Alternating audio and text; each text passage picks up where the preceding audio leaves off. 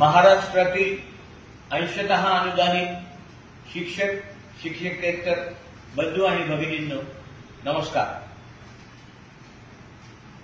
22-23 ची विद्यार्थी संख्या नव्हती म्हणून टप्पा मिळाला नाही किंवा अनुदान मिळालं नाही यासाठी रखडलेले सर्व शिक्षक आणि शिक्षकेतर बंधू भगिनींनो, माननीय उपमुख्यमंत्री श्री देवेंद्रजी फडणवीस यांना मीटिंगची वेळ मागितली आहे।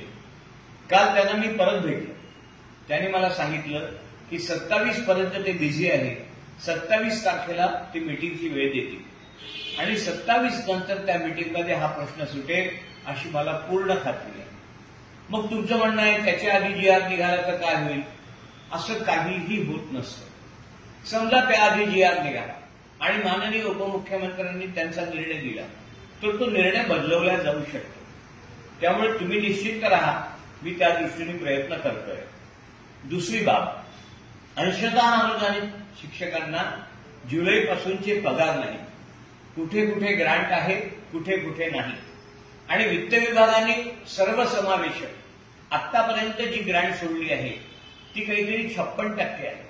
ती 56% पूर्ण म्हणजे जी बजेटमध्ये तरतूद झाली होती त्याच्या 56% पूर्ण याही लेखाशीर्षांना सोडलेली आहे।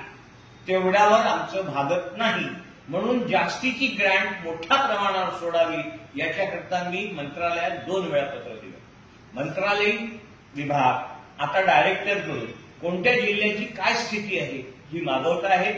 ती स्थिती आल्यानंतर ती फाईल वित्त विभागाला सबमिट होईल आणि वित्त विभागाकडून प्रयत्न करून मी मोठ्या प्रमाणावर म्हणजे दिवाळीपूर्वी तुमचे कुठल्याही महिन्याचे पेमेंट बाकी राहणार नाही अशी ग्रँट सोडवून घेण्याचा पुरेपूर प्रयत्न करतो। आता सध्या थोडासा त्रास सहन करा, थोडासा एक 8-15 दिवसात सगळ्या लेखाशीर्षांना 3361, 3261, 3379, 0511, 1901, 1948, H973, 469 या सगळ्या लेखाशीर्षांना पुरेशी ग्रँट दिवाळीपूर्वी सोडण्याचा वित्त विभागाकडे पाठपुरावा करून पूर्ण प्रयत्न करतो।